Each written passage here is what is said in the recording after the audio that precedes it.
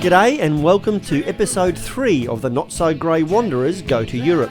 We start with a high-speed adventure, literally, as our train rockets from Rome to Florence, hitting some jaw-dropping speeds along the way. We are still travelling with our mates Bob and Marima. We will be rolling up our sleeves in a Tuscan pasta cooking class, zip through the Tuscan countryside on Vespas, and drift over the city centre in a hot air balloon. Add in statues galore, memorable meals and a few beer reviews, Florence is a feast for all the senses. Come and join us now. Let us take you there. The Not So Grey Wanderers. Not So Grey Wanderers. So this morning we're going to do a pasta making class in the building right behind us. Ponte Vecchio is just over there. My cooking accomplices are just there. It's not going to be a competition to see who makes the best pasta. No, it is. It's going to be a competition.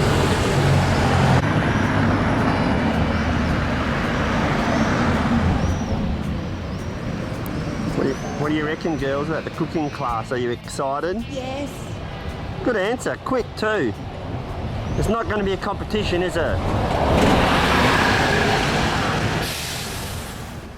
So we've made it inside, and that's the Dante room. I wonder if it's El Dante. Can you spot the typo?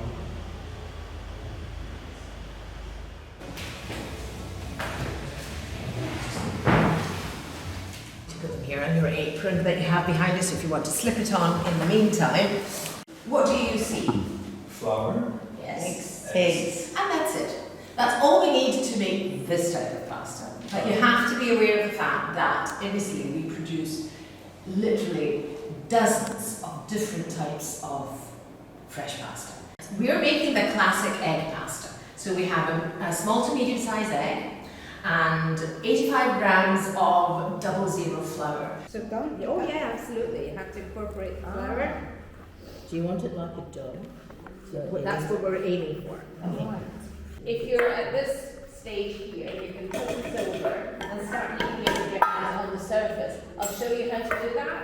So you're using the base of the palm of your hand and you're stretching the dough and folding it, right? So this is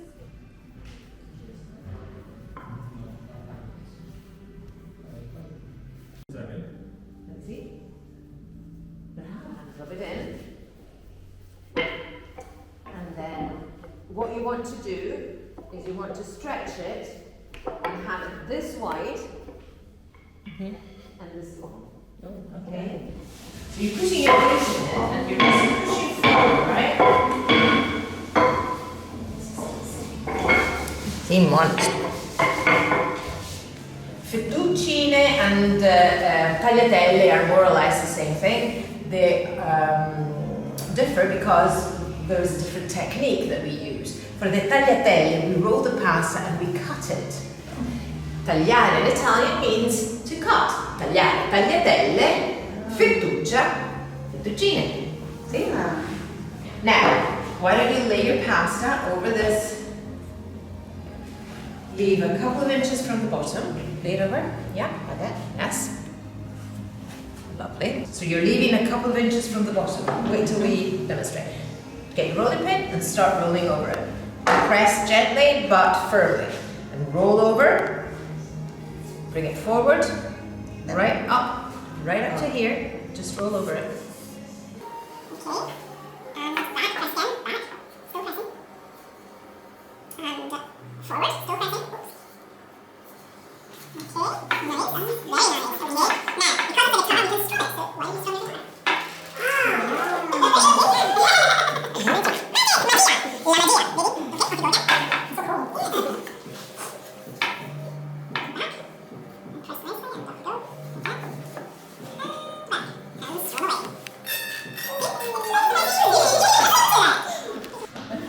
Wonderful. Easy. Super. Easy. Okay. Chulla.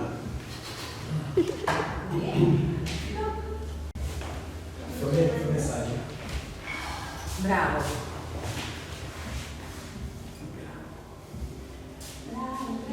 Oh, Oh, I don't want to interfere with all this. Then this is good.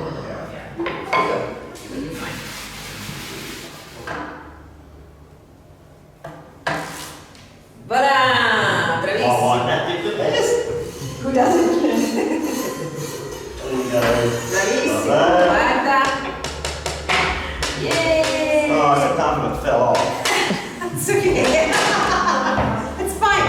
I'll do that in slow-mo on the video. It's going to taste the same. And it's going to. And we are going to cut squares. But here we have a square. We're going to use these stamps to get as many. Excuse me, just let me.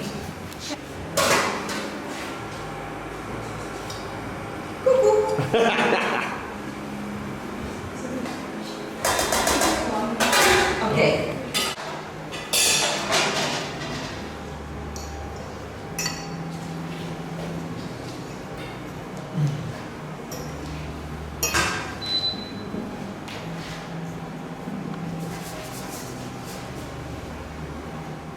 This is the filling that we're going to use. We're going to aim to, so you're twisting it at the top and pressing from the top. You don't squeeze it in the middle. You press one little square, lean into the middle, and press. This is pretty much the amount that you want.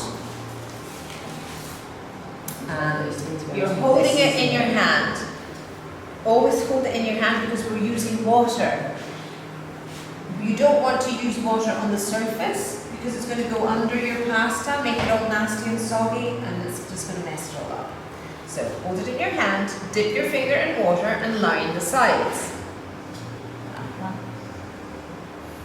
Okay.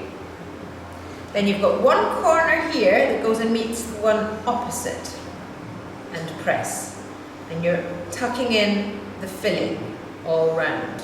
Okay.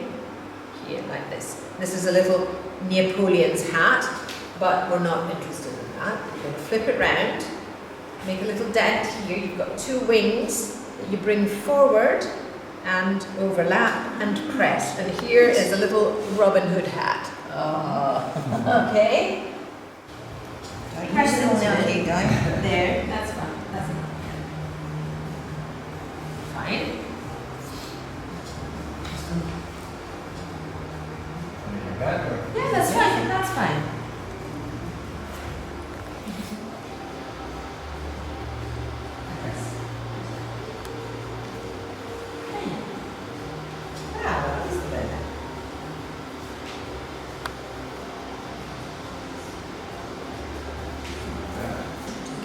Use both hands. Right. Both hands. Hold it like this. Okay. Bring these forward and overlap and press all sides. Yes. Well done, Kim.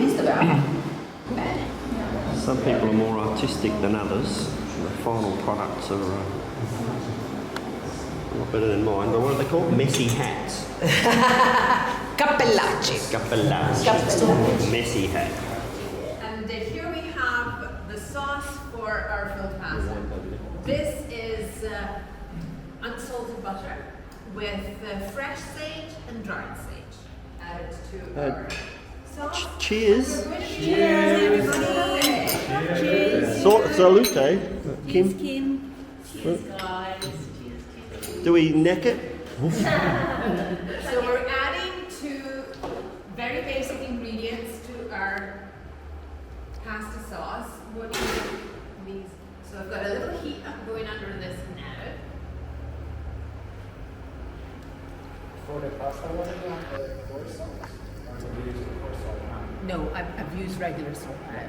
Yes. And enjoy the fettuccine. So these took 3 minutes. How long do you think we're going to need for the fettuccine? 3 minutes. Not I even. heard you say. Not even. 1 minute. Not even is the right answer. 1 minute. 1 minute. Exactly. 1 minute.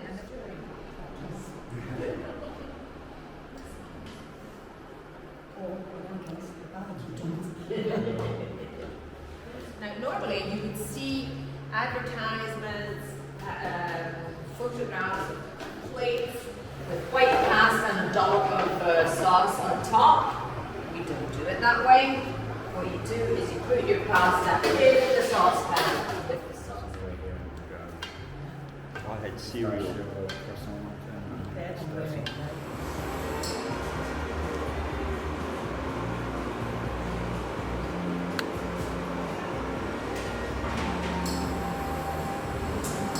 Okay, would you like to come and do this?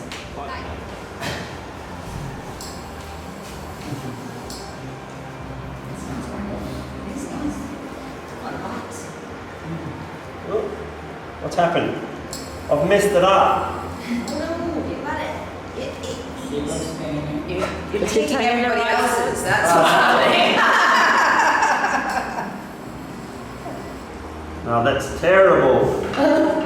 That's yours. I'm sure you did. Practicing, right? Rolling fresh pasta in an intimate setting, surrounded by laughter and the aromas of Tuscan kitchens, was a great highlight. Sitting down to enjoy our handiwork with a glass of wine was magic. The only question is, have we dared cook pasta from scratch since? Okay, we've made it to the Vespa place. Walkabout tours taking us on our Vespas today. It's about 20 minutes south of Florence. About to do our training and then we're off.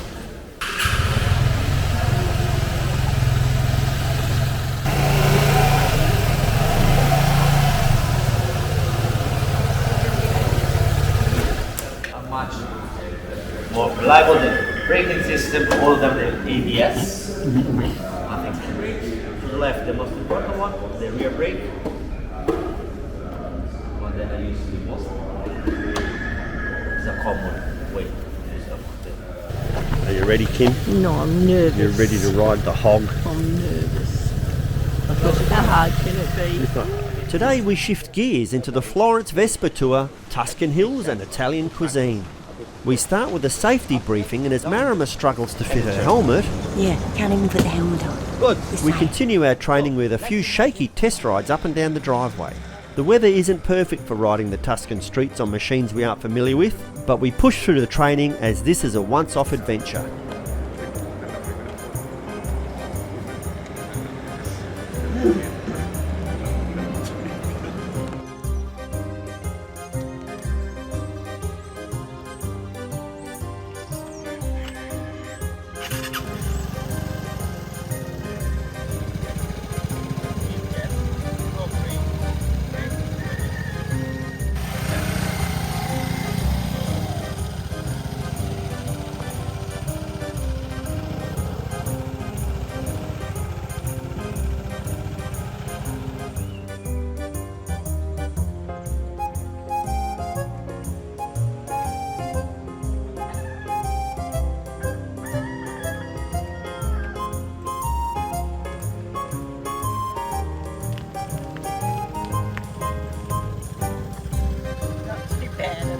Turn it around and park it.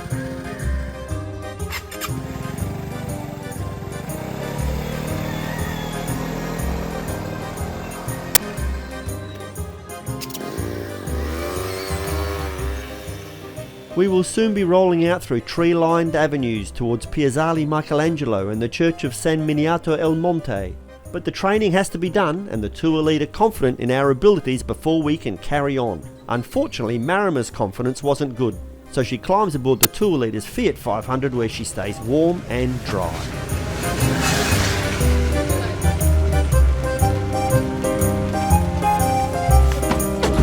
Especially before the turn. Don't stay to the left because car coming on the opposite side.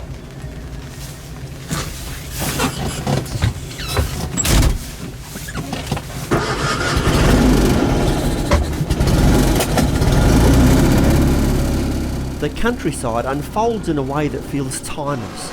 Rows of heritage olive groves stretching across the hills, centuries-old villas standing proudly, and tiny farms still bound by strict preservation rules. It's remarkable that this patchwork of tradition exists just minutes beyond the city of Florence.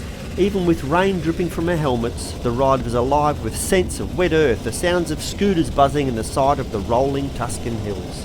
We did eventually reach our country estate and settled in for a hearty lunch of bruschetta, fresh pasta, local cheese and salami, and of course a glass of wine. The perfect Tuscan welcome. The rain though was so persistent that before lunch the camera didn't even make it out of the waterproof bag. You want to keep going? No. Oh well, it was a little bit shaky to start with, but now I'm good. If this is the engine Yeah. with the pedals, if you run out of fuel, Yeah, I remember them. I actually remember those bikes. Ciao. It calls ciao. Like ciao. I was famous. Italian word. That's the hard way. Yeah. I don't do this. Neither do I. I'm not so. Leftover from the plant. Actually, today is already illegal to burn because now May, June, July, August, it's summer, so we can't burn anymore. Although they burn in the last one. Because Whiskey! No, Vespas! It's a wee bit damp, but that ain't going to stop us. Kim's getting ready to go. Pretty cool. Kim on the hog.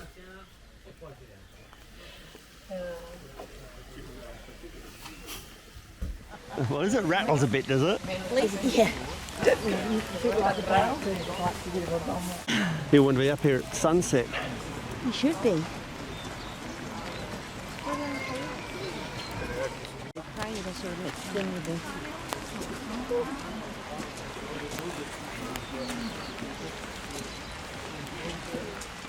kind of unusual thing, having a zodiac circle inside a church, right? It's not so common. The 21st of June, summer solstice, you don't have anything like this before. You have another zodiac circle similar to this. It's about the tree, white and green marble. Very similar. And you see on top the idol that we were talking before, the symbol of the planet.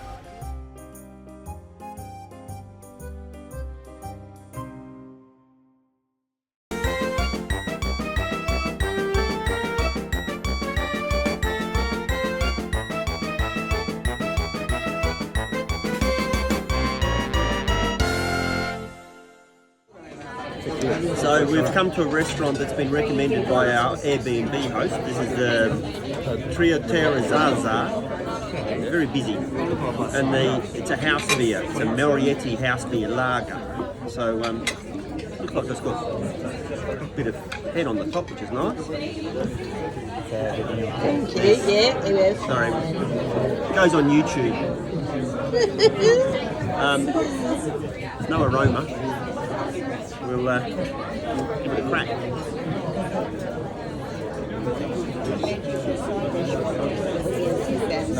See that comes with You know when you've been anticipating something all day and you really want to look forward to it. So you've been building it up in your head that this is going to be the beer. No, unfortunately this isn't the beer. There's no head retention on the glass. It's cold, it's refreshing. Hasn't got much of a mouth taste, but 3 out of 5. Only 3 out of 5. It'll do, but it's not a good one. Cheers. That's a disappointing. Cam, Yeah. what's the plan today? Oh, we're off to tour the towns of Tuscany. Okay, will we see the people from that movie? Under a Tuscan sun? No.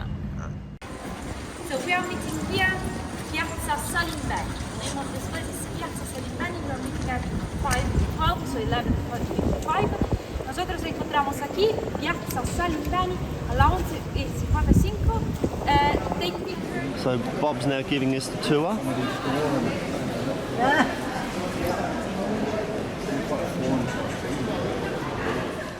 So after much deliberation, a coffee and a cornetto, going this way.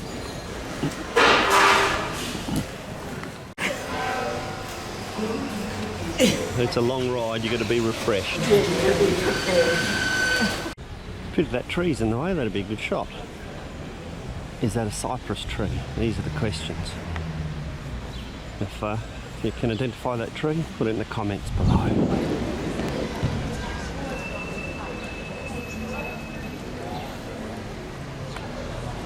The sun's popped out, which is nice.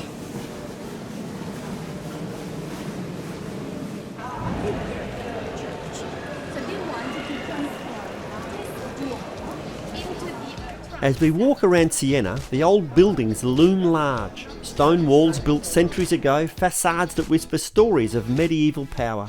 In Piazza del Campo, one statue catches the eye. The Capitolina Wolf, a bronze sculpture depicting a scene from the legend of the founding of Rome, which shows a she-wolf suckling the mythical twin founders of Rome, Romulus and Remus. Bikes lean against walls, narrow, steep lanes that are also restaurants, big statues of chefs, signs of everyday Tuscan life. Later, up in the Chianti hills, we taste local wines, olive oil and vinegar, each sip anchored in soil and sunshine. And in San Gimignano, after wandering the narrow lanes, taking heaps of selfies and pics, a very nice beer proves the perfect reward.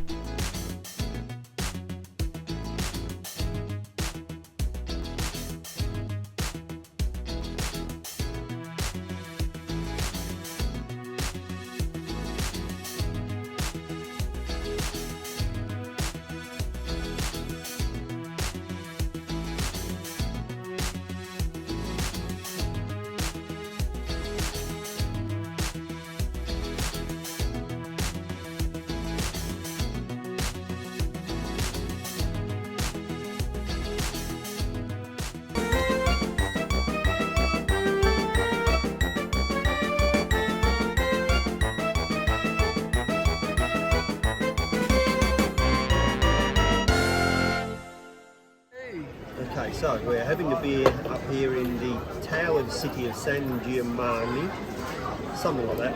I've chosen a Delta beer, it's a 5.7, it's meant to be a local one, it's a pale ale. I've already had a taste, but Kim stuffed up the video in the first take, so I'm going to drink more again.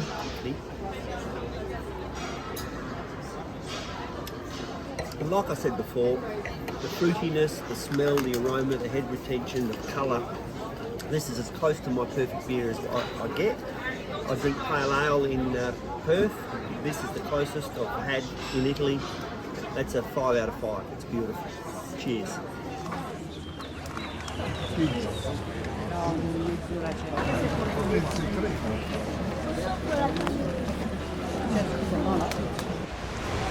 Where are all the cray boats?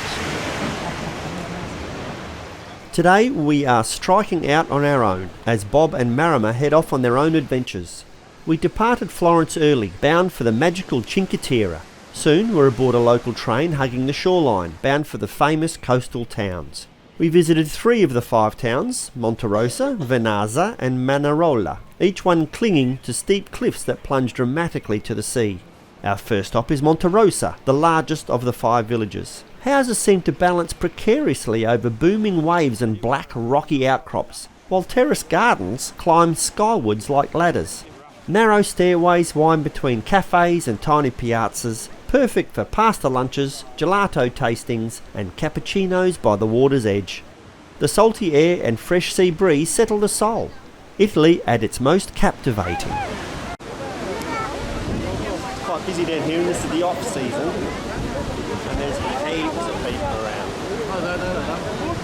Very hard to get a viewpoint. We managed to squeeze in.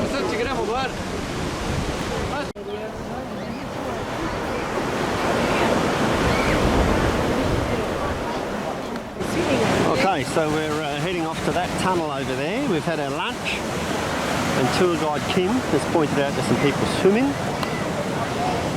But there, we're going to go into that tunnel. Apparently it leads us to the old village.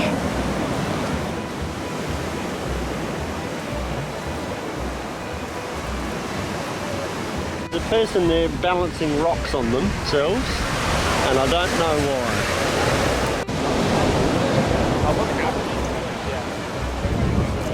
So apparently we've got a choice. We can go through the tunnel to the old village, or we can go up to the track on the right, which takes us onto a viewpoint, which is very nice. So see where tour guide Kim leads us.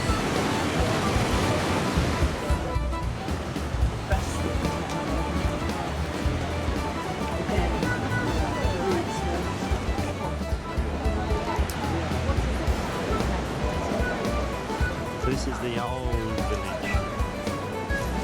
They had to move the village because there's not enough room to build a train station.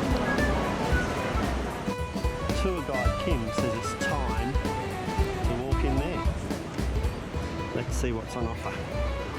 We've got to find some ice cream at some point.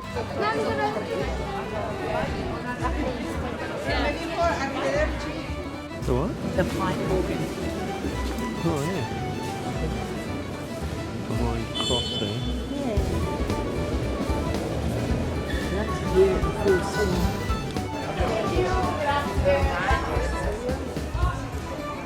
As our day along the Cinque Terre coast winds down, Manarola leaves a special mark.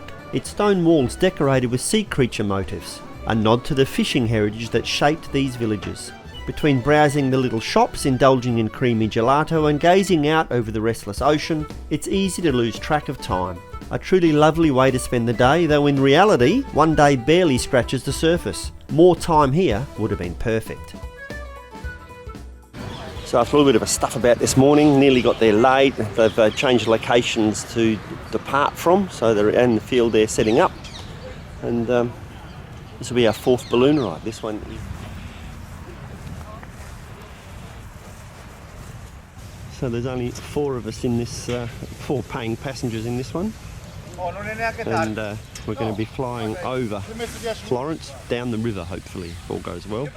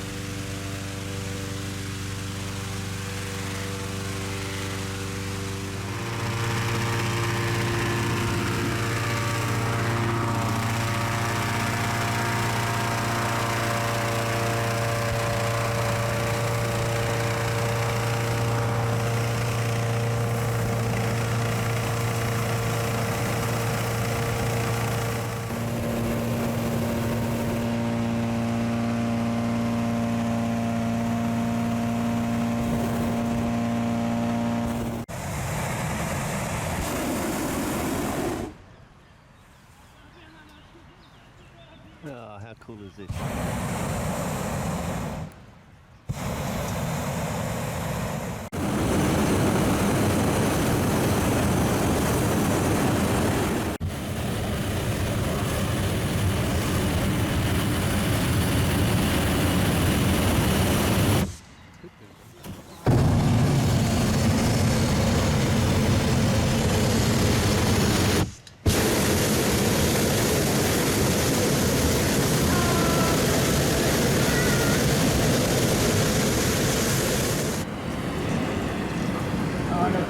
Whiskey.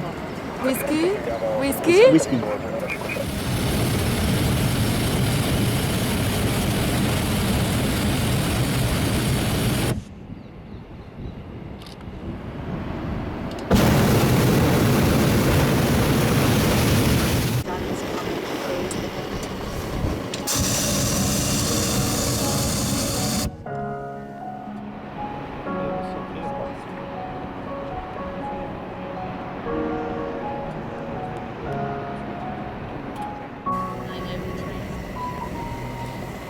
Have we been over the Ferris wheel yet? Lanci prova radio?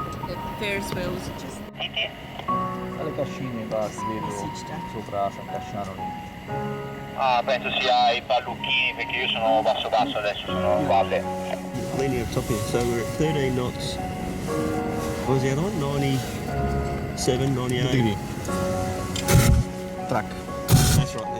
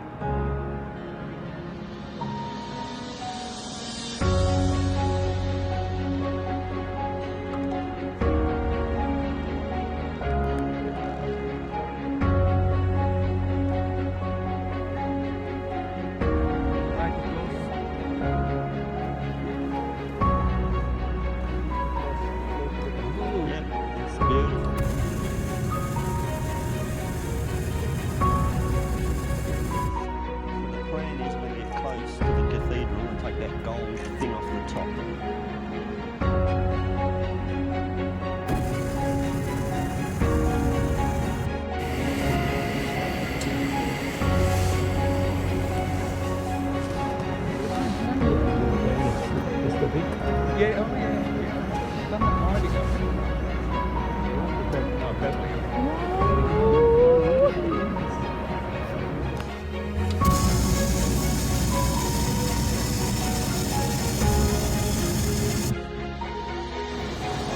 So there's 3 balloons over there somewhere. See if I can zoom in.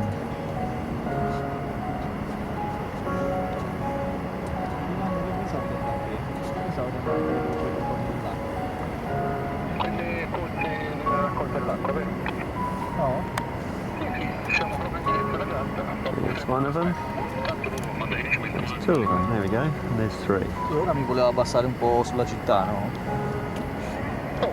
Ascolta, va benissimo, è bellissimo. Vediamo se la veste altezza sia abbastanza verso il centro, bellissimo. Che ti porta ad andare a non facciamo che aumentare velocità, che ci vada un hilltop commisso. What are you going to say, Kim? Absolutely sensational. Bene, benissimo. Sensational. See if I can get a balloon shot around the square.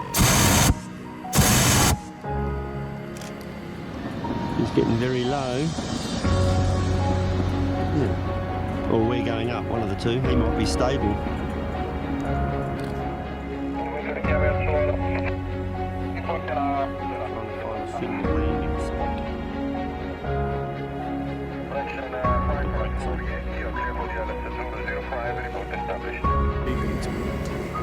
Oh yeah, just sitting there waiting, yeah.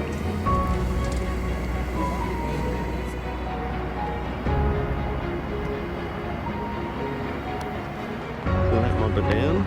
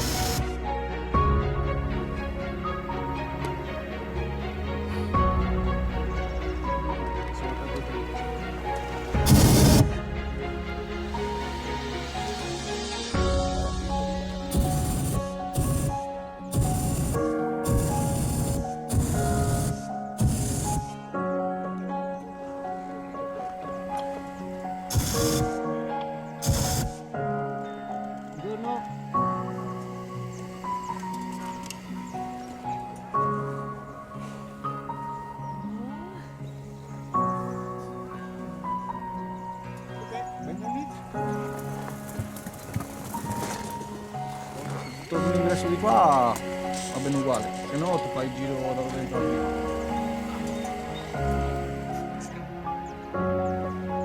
We're collecting the balloon.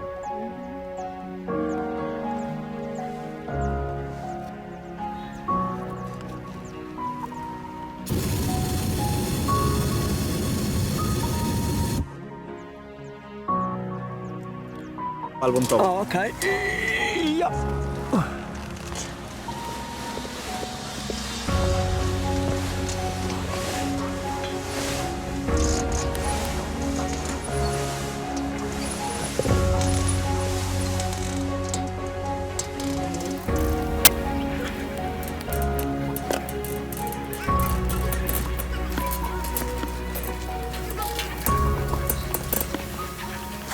As you have just seen, our time in Florence finished on the highest of notes, quite literally, with a dawn hot air balloon ride. Just after 7:30 we lifted gently from near our apartment, drifting silently over the waking city. As the sun rose, the churches, towers, Ponte Vecchio and the River Arno glowed golden beneath us, a scene that felt almost unreal.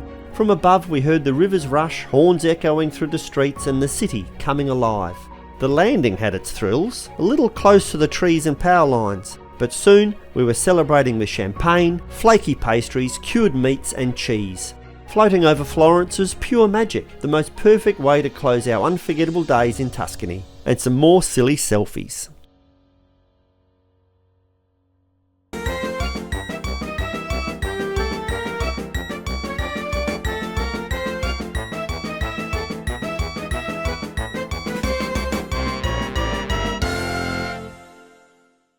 Try again action. Okay, so we've come to the central markets in Florence here. It's lots of shops and leather and shit out there, and it's food in here, but we're over the beer hall upstairs. It's our last beer review in Florence. Next one will be from Venice. So I've been suggested the IPA by the brewmeister up there. This is a Yaki, which is a double dry hop. Very straw-like. I had a little wee taste up there, but I'll have a proper taste now.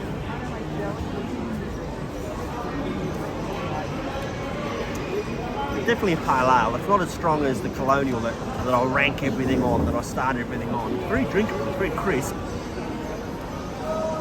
It's a bit watery, probably. But you know, when you've been walking around some markets, following the girls, being hassled by Indians who are trying to sell you a bit of leather gear, and all you want is a beer, this will do nicely for the first one.